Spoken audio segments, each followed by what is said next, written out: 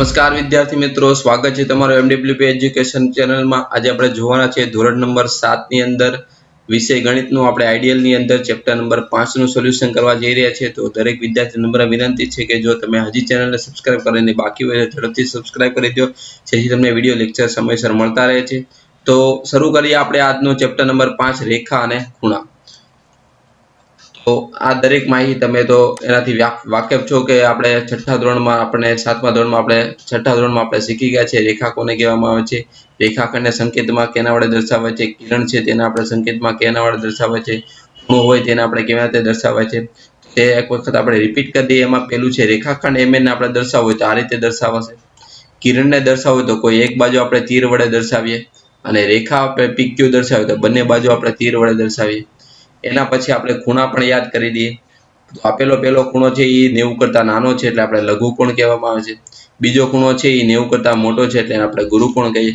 ત્રીજો ખૂણો છે 90 છે એટલે આપણે કાટકોણ કહેવામાં આવે છે। એના પછી હવે કોટિકોણ કોને કહેવાય? તો જે બે ખૂણાનો સરવાળો 90 થતો હોય એકબીજાના કોટિકોણ કહેવાય। પૂરક કોણ તો જે બે ખૂણાનો સરવાળો 180 થતો હોય એ બંને ખૂણાને એકબીજાના પૂરક કોણ કહેવાય। આસનનો ખૂણો કોને કહેવાય? તો તમને બે ખૂણા આપ્યા હોય, એમાં કોઈ એક બાજુ સામાન્ય બાજુ હોય એટલે આ સામાન્ય બાજુ જો આ બંને ખૂણામાં આવે છે, અને બાકીની બે બાજુ વિરુદ્ધ દિશામાં જતી હોય, એક આ દિશામાં જાય છે ને એક આ દિશા, તો આ બંને ખૂણા એકબીજાના શું કહેવાય? આસનનો કોણ કહેવાય। તો કોટિકોણની વ્યાખ્યા લખવાની છે। જે બે ખૂણાના માપનો સરવાળો 90 થતો હોય તો તે ખૂણાને આપણે એકબીજાના કોટિકોણ કહીશું। પૂરક કોણ કોને કહીશું? તો જે બે ખૂણાના માપનો સરવાળો આપણે 180 થતો હોય તેને એકબીજાના આપણે પૂરક કોણ કહીશું। તો કોટિકોણ છે કે નહીં તે આપણે ચકાસવાના છે। તો સિમ્પલ છે, આ પહેલા બંને ખૂણાનો આપણે સરવાળો કરતા જવાબ 90 આવે તો કોટિકોણ કહેવાય। તો આપેલ સમીકરણમાં 40 + 90 બરાબર 40 + 50 બરાબર 90 થાય, એટલે માત્ર કે આ બંને જોડ કોટિકોણની આવશે। નેક્સ્ટ એવી રીતે બીજી આપણને કોટિકોણની જોડ કીધી છે, બરાબર, એટલે કે આપણે બીજી જોડ આપણે મેળવવાની।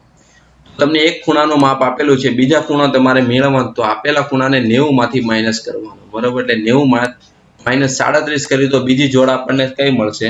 53। ચલો તેવી રીતે હવે પૂરક કોણ છે કે તે ચેક કરવાનું છે। તો આપેલા ખૂણાનો સરવાળો આપણે કરીએ, 96 + 84 બરાબર 180 આવે છે। 180 આવે એનો મતલબ તે પૂરક કોણની જોડ છે।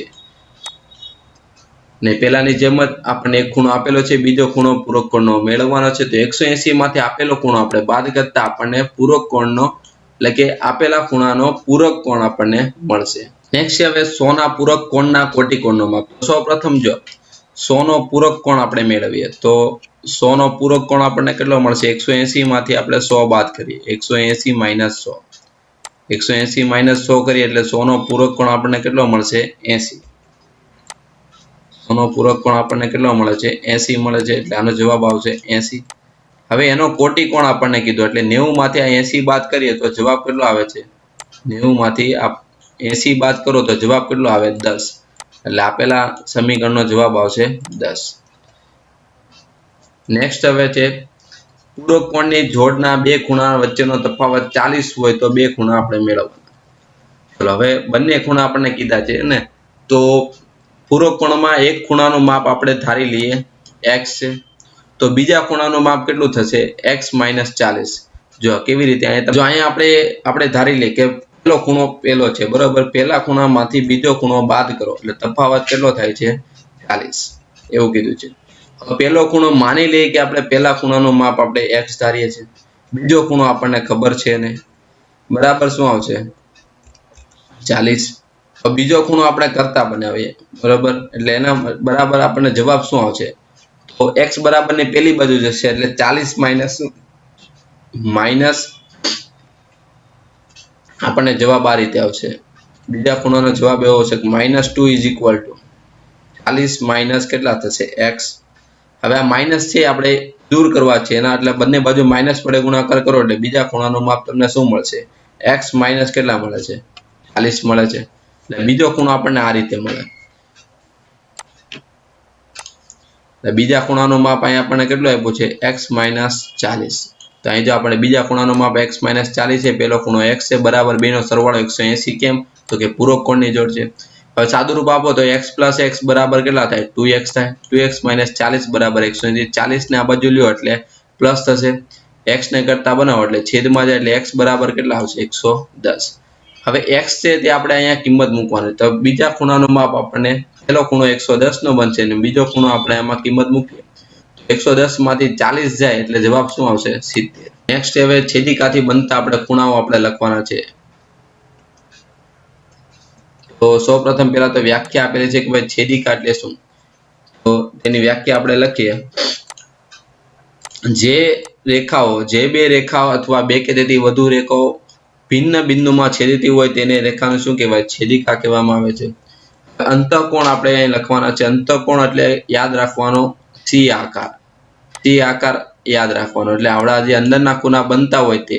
તો અહીંયા તમે જુઓ તો અંતઃકોણ આ રીતનો બને છે સી આકાર, એક અને આ સેકન્ડ બીજો એટલે 4 5 અને 3 6 બરોબર, 3 4 5 6. બહારના ખૂણા એટલે એ કયા આવશે તો કે 1 2 7 અને 8. એના પછી અનુકોણ છે. હવે અનુકોણ માટેનો તમે આકાર ધ્યાન આપજો. અનુકોણ માટેનો આકાર છે આપણે એફ આકાર. અનુકોણ માટેનો આકાર કયો છે એફ. અહીંયા હું અલગ અલગ કલરથી આપણે સાઇન કરીએ જેથી તમને ખ્યાલ રહે. એફ આકાર આપણે યાદ રાખવાનો અનુકોણ. તો હવે એફ આકાર આમાં જુઓ તમે,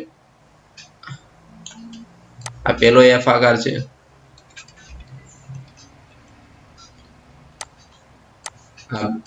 આ ફર્સ્ટ,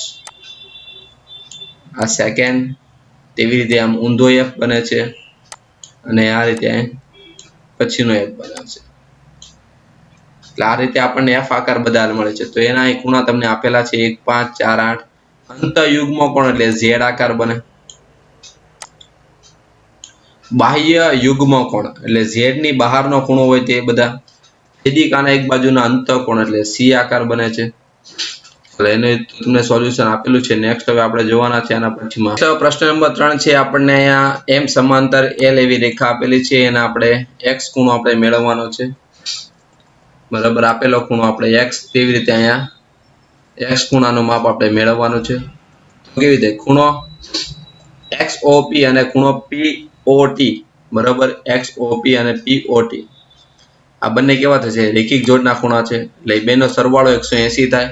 એમાંથી આપણે બાદ કરીએ તો POT આપણને કેટલા મળે છે 60. તેવી રીતે POT બરાબર OTS બને એટલે કે x બરાબર કેટલા મળે છે 60. નેક્સ્ટ છે બીજું આપણને x આપણે મેળવવાનો છે. કેવી રીતે આપણે મેળવશું, તો ફરીથી PQB અને તેવી રીતે કયો બીજો ખૂણો છે BQR. આ બંનેનો સરવાળો 180 છે. એના આધારે આપણને આ ખૂણો મળશે BQR. તો BQR આપણને કેટલા મળે છે 75. એના પછી ઝેડ આકાર યાની અંતઃયુગ્મ કોણ એટલે BQR બરાબર QRD એટલે 75 તમને જવાબ થશે.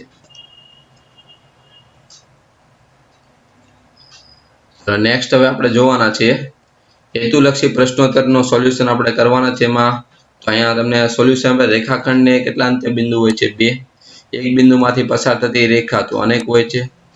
કાટખૂણાના માપ આપેલું કેટલું હોય છે 90 હોય છે. આપેલી આકૃતિ શેની છે, રેખાખંડની છે. રેખાની આકૃતિ કઈ શેના વડે દર્શાવાય તો સી વડે. છેદિકાથી બનતા ઝેડ આકારના ખૂણાની જોડ આપણે શું કહેવાય યુગ્મ કોણ. જો બે સમાંતર રેખાઓ ને છેદિકા છેદે તો છેદિકાની એક બાજુના અંતઃકોણનો સરવાળો કેટલો થાય 180. ચલો ખાલી જગ્યા આપણે પૂર્ણ કરવાની છે. તો એમ અને એન શું કહેવાય અંત્ય બિંદુ કહેવાય. રેખા અને અંત્ય બિંદુ હોતા નથી. રેખાના વિસ્તારને છેડે શું હોય છે અનંત સુધી વિસ્તારેલો હોય છે. કિરણ એ રેખાનો એક ભાગ છે. કિરણ એક ને એક ઉદ્ભવ બિંદુ હોય છે. કિરણનો વિસ્તાર એક છેડે અનંત સુધી વિસ્તરેલો હોય છે. PQ અને PR થી એક રેખા બને તો બંને પરસ્પર વિરુદ્ધ દિશાના કિરણો કહેવાય. રેખા ખૂણો બે ભિન્ન કિરણો વડે રચાય છે. જે બિંદુથી ખૂણાના બંને કિરણો શરૂ થાય તે બિંદુને શિરોબિંદુ કહેવાય. ખૂણાને 3 રીતે નામ આપી શકાય. ખૂણો PQR માં Q વડે દર્શાવી શકાય, વચ્ચેનો ખૂણો હોય છે. YX અને YZ થી બનતા ખૂણો એટલે XYZ કહેવાય.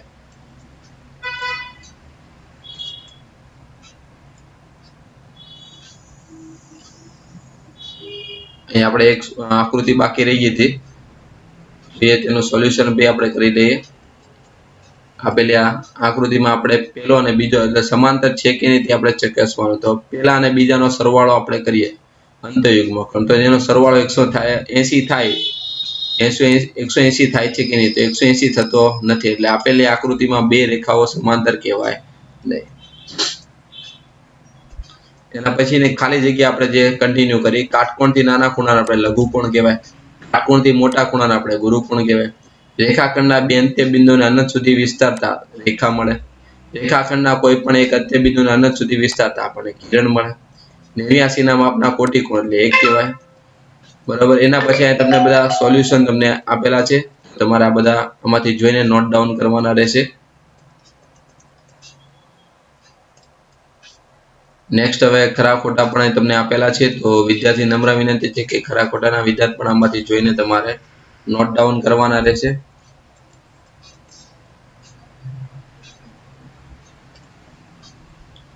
ચલો જોડકા, હવે હજી ખરા ખોટાના થોડાક પ્રશ્ન બાકી છે, તો આમાંથી જોઈને તમારે નોટ ડાઉન કરવાના રહેશે.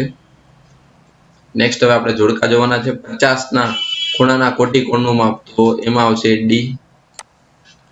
100 ના ખૂણાના પૂરક કોણનું માપ, તો એમાં આવશે બી. 70 ના કોટિકોણનું માપ, તો એ. અને 90 ના પૂરક કોણનું માપ, તો 90 આવે. તો વિદ્યાર્થી મિત્રો, આ તો આજના ચેપ્ટરનું સોલ્યુશન. હવે નેક્સ્ટ વિડીયો લેક્ચરમાં આપણે આના પછીના ચેપ્ટરનું સોલ્યુશન જોવાના છે. તો તેના માટે ચેનલ સબસ્ક્રાઇબ કરો, તમારા ફ્રેન્ડ સર્કલમાં લિંકને શેર કરો. જય હિન્દ, જય ભારત.